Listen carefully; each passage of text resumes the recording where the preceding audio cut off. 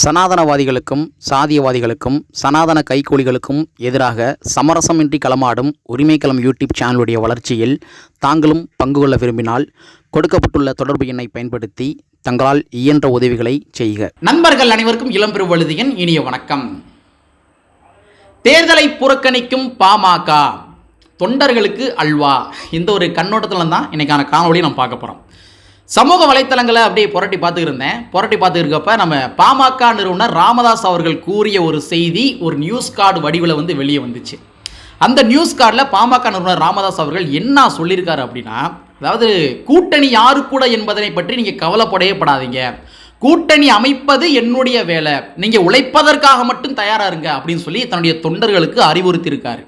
இன்னொரு விஷயம் என்ன சொல்லியிருக்காருன்னா, நம்ம தனித்து நின்றாலும் கூட குறைந்தபட்சம் ஒரு 7 தொகுதியாச்சும் வெற்றி பெற வேண்டும் அப்படின்ற மாதிரி தன்னுடைய தொண்டர்களுக்கு பாமக நிறுவனர் ராமதாஸ் அவர்கள் ஒரு கட்டளை இட்டிருக்காரு. இதை பார்த்த உடனே நமக்கு என்ன தோணுது, சும்மா உங்களுடைய தொண்டர்களுக்கு நீங்கள் அல்வா கொடுக்காதீங்க அப்படின்னு தான் சொல்ல தோணுது.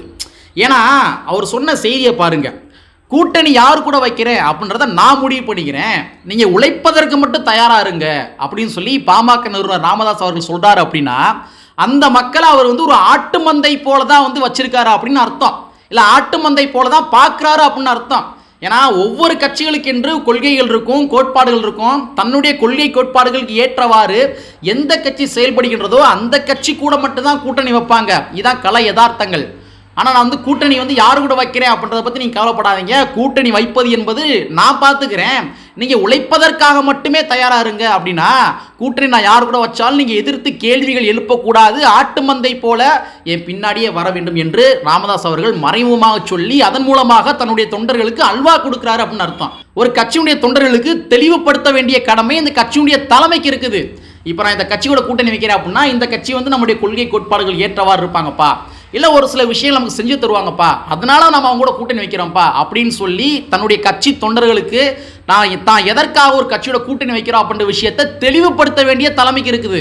ஆனால் பாமக நிறுவனர் ராமதாஸ் அவர்கள் என்ன சொல்றாரு அப்படின்னா, நீங்கள் இதை பற்றியும் கவலைப்படாதீங்க, கூட்டணியை பற்றி கவலைப்படாதீங்க, நான் யாரு கூட வேணாலும் கூட்டணி வைக்கிறேன், ஆனால் நீங்கள் உழைப்பதற்கு மட்டும் தயாராக இருங்க, எப்படி உழைப்பதற்கு மட்டும் தயாராக இருங்க அப்படின்னு சொல்லி தன்னுடைய தொண்டர்களை சொல்கிறாரு. அப்படின்னா தன்னுடைய தொண்டர்களை எப்படி ஒரு ஆட்டு மந்தை போல அவர் நினைக்கிறாரு அப்படின்றத நீங்களே பாருங்க. இன்னொரு விஷயத்தையும் பாமக நிறுவனர் ராமதாஸ் அவர்கள் சொல்றாரு, அதாவது தனித்து நின்றாலும் கூட 7 தொகுதியாச்சும் வெற்றி பெற வேண்டும் அப்படின்ற மாதிரி தன்னுடைய தொண்டர்களுக்கு சொல்றாரு. எவ்வளோ பெரிய ஆசை!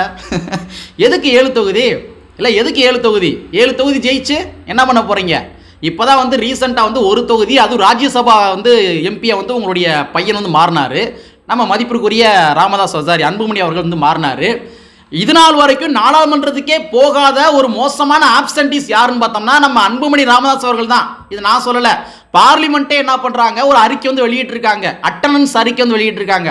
அந்த அட்டனன்ஸ் அறிக்கையில் இருக்கிறதுலையே இந்திய நாட்டிலேயே பார்லிமெண்ட்டுக்கு சரிவர வராத மோசமான ஆப்சன்டிஸ் யாருன்னு பார்த்தோம்னா அது அன்புமணி ராமதாஸ் அவர்கள் தான் அப்படின்னு சொல்லி பார்லிமெண்ட்டே சொல்லியிருக்காங்க.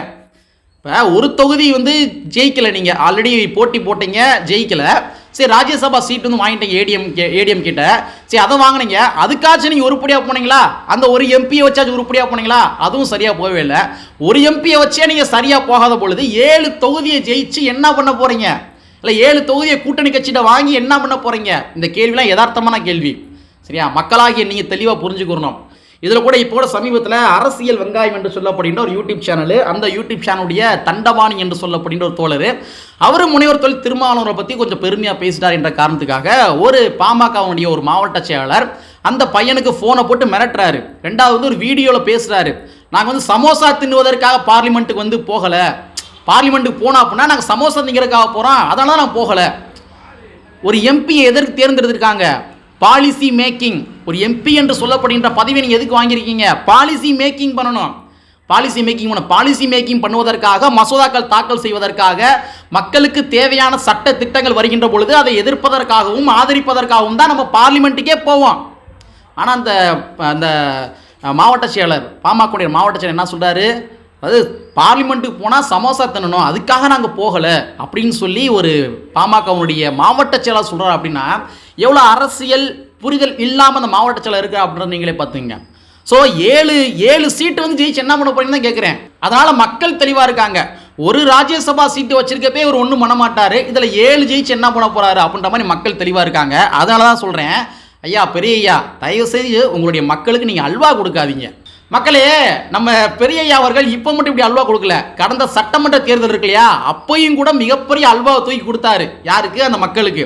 அதாவது ஏடிஎம்கே ஆட்சி காலம், சட்டமன்ற தேர்தல் வருது. சட்டமன்ற தேர்தல் வருகின்ற பொழுது கூட்டணி பேரம் நடக்குது. அப்போ நம்ம பெரிய என்ன பண்ணுறாருன்னா ஒரு டிமாண்டை தூக்கி முன்வைக்கிறாரு. நம்ம ராமதாஸ் அவர்கள் ஒரு டிமாண்டை தூக்கி முன்வைக்கிறாரு. 10.5% இடஒதுக்கீட்டை நீங்கள் அமல்படுத்த வேண்டும், அப்படின்னா தான் நாங்கள் வந்து உங்களோட கூட்டணி வைப்போம் அப்படின்ற மாதிரி ஒரு டிமாண்டை தூக்கி வைக்கிறாரு. உடனே நம்ம எடப்பாடி அரசாங்கம் என்ன பண்ணுறாங்க, ஓகே நாங்கள் வந்து 10.5% இடஒதுக்கீடு தர்றோம் அப்படின்ற மாதிரி சொல்லி பிற ஜாதி மக்களை கருத்தில் கொள்ளாமல், ரொம்ப முக்கியமான விஷயம், பிற ஜாதி மக்களை கருத்தில் கொள்ளாமல் 10.5% இடஒதுக்கீடு வந்து அரசாணை வெளியிட்டுறாங்க. ஆனால் அப்போ இருந்த நிறையா தலைவர்கள், அரசியல் கட்சி தலைவர்கள், இன்க்ளூட் திருமாவளவன் அவர்கள், சரிங்களா, நிறைய அரசியல் கட்சி தலைவர்கள் என்ன பண்ணாங்கன்னா இந்த 10.5% இடஒதுக்கீடு என்பது கபட நாடகம் அப்படின்னு சொன்னாங்க. சும்மா போகிற போக்கில் அடிச்சு உள்ள அவங்க என்ன சொன்னாங்கன்னா, ஜாதிவாரி கணக்கெடுப்பு நடத்தாமலேயே 10.5% இடஒதுக்கீடு வழங்குவது என்பது அரசியலமைப்பு சட்டத்திற்கு எதிரானது, இது வன்னியர் சமுதாய மக்களை ஏமாற்றும் ஒரு செயல் அப்படின்ற மாதிரி அப்போவே என்ன பண்ணாங்க, திருமாவளவன் உட்பட நிறைய அரசியல் கட்சி தலைவர்கள் இந்த 10.5% இடஒதுக்கீடு என்பது கபட நாடகம்னு சொன்னாங்க. ஆதாரத்தின் அடிப்படையில் சொன்னாங்க. ஏன்னா அரசியலமைப்பு சட்டத்தின்படி ஜாதிவாரி கணக்கெடுப்பு நடத்தினா மட்டும்தான் இந்த 10.5% இடஒதுக்கீடு என்பது செல்லும் அப்படின்னு சொல்லி தெளிவாக சொல்கிறாங்க.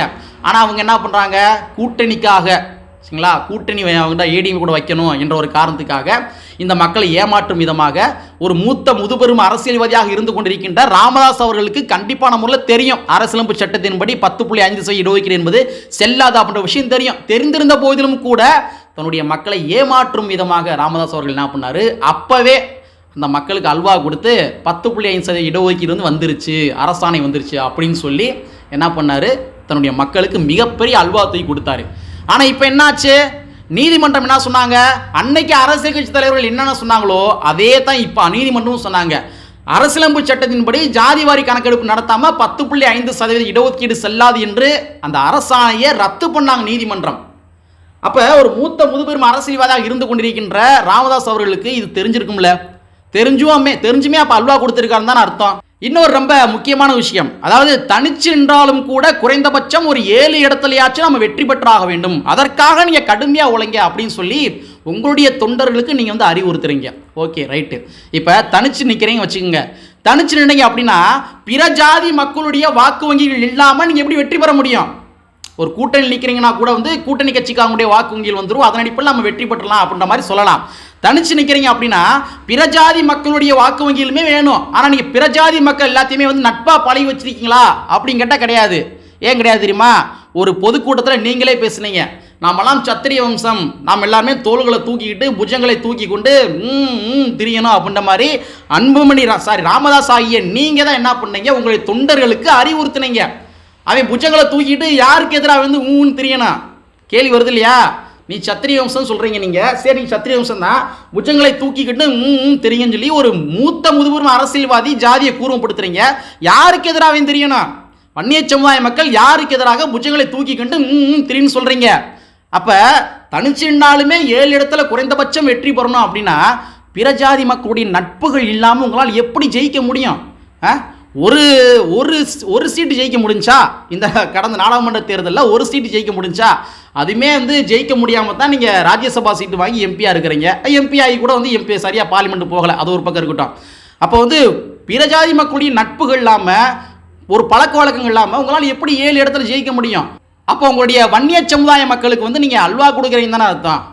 அது மட்டும் கிடையாது, உச்ச நீதிமன்ற நீதிபதி பதவிகளையும் சரி, உயர் நீதிமன்ற நீதிபதி பதவிகளையும் சரி, ஒரு குறிப்பிட்ட சமுதாயத்தை சார்ந்தவர்கள் மட்டும்தான் இன்னும் கோல வச்சுறாங்க நீதிபதிகளாக இருக்கிறாங்க. பிசி சமுதாயத்தை சார்ந்தவர்களோ, எம்பிசி சமுதாயத்தை சார்ந்தவர்களோ, எஸ்சி சமுதாயத்தை சார்ந்தவர்களோ, எஸ்டி சமுதாயத்தை சார்ந்தவர்களோ அவங்க வந்து அங்கே நீதிபதிகளாக இல்லை. உச்ச நீதிமன்ற நீதிபதி பதவிகளையும் சரி, உயர் நீதிமன்ற நீதிபதி பதவிகளையும் சரி, பார்ப்பனியர்கள் மட்டும்தான் இருக்கிறாங்க. ஸோ பார்ப்பனியர் உடைய கட்சி எந்த கட்சி, அமைப்பு எந்த அமைப்பு? ஆர்எஸ்எஸ். ஆர்எஸ்எஸ் உடைய கொள்கை கோட்பாடுகளை ஏந்தி பிடிக்கின்ற கட்சி எந்த கட்சி? பாரதிய ஜனதா கட்சி. அப்போ உங்களுடைய மக்களுமே வந்து உச்சநீதிமன்ற பதவிகள் போகணும், உயர்நீதிமன்ற நீதிபதி பதவிகள் போகணும் அப்படின்னா நீங்கள் யாரை எதிர்த்து அரசியல் பண்ணணும்? பாஜகவை எதிர்த்து அரசியல் பண்ணணும், பாஜகவை நோக்கி கேள்வி எழுப்பணும். ஆனால் நீங்கள் மாற என்ன பண்ணுறீங்க, ஜாதிகளை கூர்மைப்படுத்தி யார் யாரெல்லாம் பாஜகவுக்கு எதிரான சித்தாந்தங்களை கொண்ட நபர்களாக இருக்கின்றார்களோ, யார் யாரெல்லாம் உச்சநீதிமன்ற நீதிபதி பதவிகளும் சரி, உயர்நீதிமன்ற நீதிபதி பதவிகளும் சரி, பிசி எம்பிசி ஓபிசி மக்களுக்கும் எஸ்சி எஸ்டி மக்களுக்கும் இடஒதுக்கீடு வழங்கப்பட வேண்டும் என்று கேட்கின்றார்களோ அவங்களை எதிரியால் நீங்கள் சித்தரிக்கிறீங்க. அப்போ உங்களுடைய மக்கள் நீங்கள் அல்வா கொடுக்குறீங்க தானே அர்த்தம். இன்னைக்கு பல வன்னியர் சமுதாயத்தை சார்ந்த மக்கள் அரசாங்கத்தினுடைய உயர் பதவிகளில் இருக்கிறாங்கன்னா அதுக்கு எது காரணம்? மண்டல் கமிஷன் கொண்டு வந்த பரிந்துரை. சரிங்களா? மண்டல் கமிஷன் கொண்டு வந்த பரிந்துரை. மண்டல் கமிஷன் தான் என்ன பண்ணுறாங்கன்னா, இந்த ஓபிசி சமுதாய மக்களுமே உயர்ந்த பதவிகளுக்கு வர வேண்டும், அவங்களுமே தங்களுடைய வாழ்வியலில் தங்களுடைய பொருளாதாரத்தை பெருக்கிக் கொள்ள வேண்டும், அரசாங்கத்தினுடைய ஒவ்வொரு எந்திரங்களையுமே அங்கம் வகிக்க வேண்டும் என்ற காரணத்துக்காக மண்டல் கமிஷன் பரிந்துரையை கொண்டு வந்தாங்க, இடஒதுக்கீடு முறையை கொண்டு வந்தாங்க. அந்த இடஒதுக்கீடு முறையை எதிர்த்த நபர்கள் யாரு? பாஜக. ரத யாத்திரை என்ற பேரில் ரத்த யாத்திரை மேற்கொண்டாங்க, தெரு பூரா எங்கே போனாலும் கலவரங்களை மேற்கொண்டாங்க, அடித்து உடைச்சாங்க எல்லாத்தையுமே. எதுக்காக? ஓபிசி மக்களுக்கு இடஒதுக்கீடு கொடுக்காத, மண்டல் கமிஷன் பரிந்துரையை ஏற்காத அப்படின்னு சொல்லி தான் வந்து ஓரிடங்கள் எல்லாமே கலவரங்களை மேற்கொண்டாங்க. ஓபிசி மக்கள் மேலே வந்துவிடக்கூடாது என்ற விஷயத்தில் தெளிவாக இருந்தாங்க. சரிங்களா? யார்? பாஜக. ஸோ அதனுடைய விளைவாக தான் வந்து பல இடங்களில் வந்து கலவரங்கள் மேற்கொள்ளப்பட்டது. அந்த அவங்க யாருக்காக வந்து அவங்க பாஜக யாருக்காக போராடினாங்க? ஓபிசி மக்கள் இடஒதுக்கீடு கொடுக்காம தானே போராடினாங்க. ஆனால் அவங்க கூடயே நீங்கள் வந்து கூட்டணி வைக்கிறீங்க அப்படின்னா அந்த மக்களுக்கு எவ்வளோ பெரிய அல்வா தூக்கி கொடுக்குறீங்க. ஸோ இந்த மாதிரி பாமக நிறுவனர் ராமதாஸ் அவருடைய செயல்பாடுகளை ஒவ்வொன்றா சொல்லிக்கிட்டே போகலாம். பட் இப்போதைக்கு இது போதும். தேர்தல் நெருங்க இன்னும் கொஞ்சம் உண்மைத்தன்மை எல்லாத்தையுமே போட்டு பொதுவெளியில் அம்பலப்படுத்துவோம் என்பதை கூறிக்கொண்டு, கற்பி ஒன்று சேர் புரட்சி செய்கின்ற புரட்சியாளர் அமைப்பு வரையை கூறிக்கொண்டு நிறைவு செய்கின்றேன். நன்றி, வணக்கம்.